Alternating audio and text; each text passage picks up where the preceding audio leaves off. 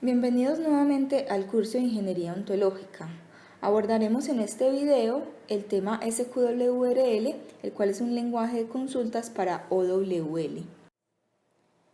Dentro del contenido de la temática trataremos de contextualizar un poco por qué y para qué el SQWRL. Luego pasaremos a definir como tal el concepto de SQWRL. Pasaremos a una tercera etapa, a un tercer ítem, donde explicaremos cuáles son las funciones principales del lenguaje para realizar consultas básicas. Y finalmente hablaremos de cuáles son las herramientas disponibles para su implementación. Contextualicemos entonces un poco la temática. Bueno, resulta que se han desarrollado varios lenguajes de consulta para consultar RDF y OWL, y los dos son lenguajes que son dominantes de la web semántica. Sin embargo, SparkQL, aunque es actualmente el estándar del lenguaje de consulta de RDF, se ha presionado, se ha forzado un poquito para que funcione como una consulta del lenguaje OWL. Y eso pasa es porque OWL se puede serializar como RDF, pero SparkQL puede, pues en principio, usarse para consultarlo. Sin embargo, SparkQL como tal no tiene conocimientos nativos de OWL, entonces opera solamente para la serialización de RDF y no tiene conocimiento de las construcciones del lenguaje de esas otras serializaciones que se pueden representar. Entonces, pues se esperaría que en un enfoque de diseño del lenguaje que se base directamente en la semántica basada en un sublenguaje OWL, por ejemplo el OWL-DL, generalmente que proporcionara una solución más sólida, ¿cierto? Eso se puede lograr. Sin embargo, digamos que con lo que hay no se ha logrado que con SparkQL se pueden realizar consultas buenas, específicas y complejas dentro del OWL como tal. Entonces sí se ve la necesidad de que exista un lenguaje de consultas OWL que no sea inexpresivo y que se base de forma sólida en la semántica DL y permita o admita esas consultas completas y complejas sobre el OWL. Revisemos ahora qué es entonces el lenguaje SQWRL y para qué sirve. Específicamente SQWRL entonces me va a representar ese lenguaje de reglas web mejorado para consultas semánticas y que como tal es definido por un lenguaje de consulta construido en el lenguaje SWRL, y eso me va a proporcionar operadores similares a SQL para poder extraer información de ontologías en términos del OWL. Entonces, similar a ese lenguaje SWRL, el lenguaje de consultas como tal SQWRL me va a ofrecer a mí una sintaxis mucho más legible, ¿cierto? Más legible por los seres humanos y muchísimas más funciones integradas para manejar consultas, en este caso complejas. Revisemos entonces ahora las funciones principales del lenguaje. El lenguaje SQWRL es un lenguaje que nos va a proporcionar en sí dos conjuntos de operadores de consulta, unos operadores principales y unos operadores de colección. Cuando hablamos de los operadores principales, va a utilizar específicamente un antecedente de regla SWRL como especificación de patrón y luego va a reemplazar la regla consecuente por operadores de selección SQWRL. Entonces, dentro de estos operadores podemos ver algunos al lado acá derecho. Como operador principal, nosotros tenemos el select, que va a empezar a tomar uno o más argumentos, que normalmente son variables que se utilizan en la especificación del patrón de consulta, y va a crear una tabla utilizando los argumentos como columna de la tabla. Como operadores de conteo tenemos específicamente dos, el count y el count distinct. Entonces, básicamente es un operador que me proporciona la funcionalidad de conteo. Entonces, digamos que uno puede empezar con el count contar las personas conocidas en una ontología o contar el número de autos que pertenecen a unas personas. Y es importante saber que si el resultado como tal contiene duplicados, cada elemento va a contribuir al recuento, y ahí es cuando entra a jugar un papel importante el counting, que nos permite eliminar este tipo de duplicados. Vienen también algunos operadores, en este caso llamados de agregación, que son el mínimo, el máximo, la suma, el promedio, que precisamente nos permiten tomar solamente un argumento que debe representar un tipo numérico.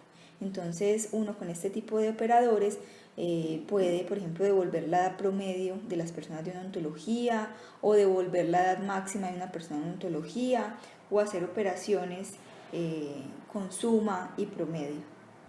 También dentro de los operadores que contamos en los operadores principales están los de ordenamiento, order by y order by descending, que van a permitir precisamente hacer un ordenamiento específico de los datos, y siempre es necesario utilizarlo con el operador select o con agregado específicamente en la misma columna.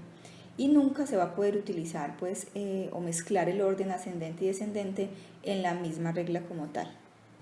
Ya cuando hablamos de operadores de colección, son operadores que me van a admitir capacidades de consulta un poco más avanzadas, y ese QWRL tiene una selección de operadores, como lo vemos ahí en el ejemplo, en el cuadro al lado, para permitir la funcionalidad o brindar la funcionalidad de agrupación, de agregación, de formas limitadas de negación como falla y disyunción.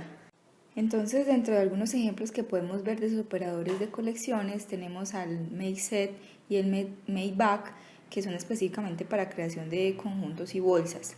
Los conjuntos no me permiten elementos duplicados, mientras que las bolsas sí me van a permitir elementos duplicados.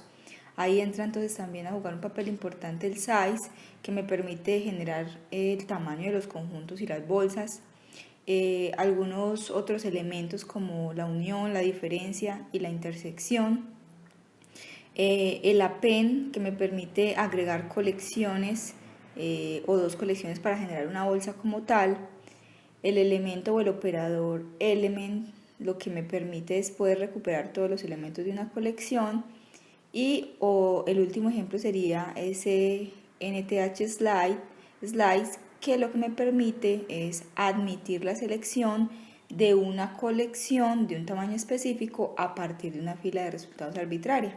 Y hay una serie más de diferentes elementos y operadores, tanto en los principales como en los operadores de colección, que se pueden utilizar para recuperar esa información a través de las consultas.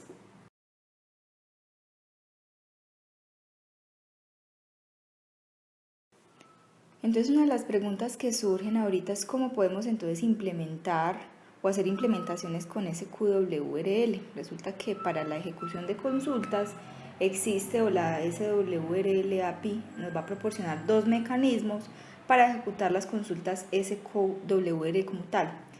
La primera es una API de Java que nos va a proporcionar una interfaz similar a JDBC llamada API de consultas SQWRL. Y esta API se puede utilizar para ejecutar las consultas y para recuperar esos resultados de consultas en aplicaciones Java como tal.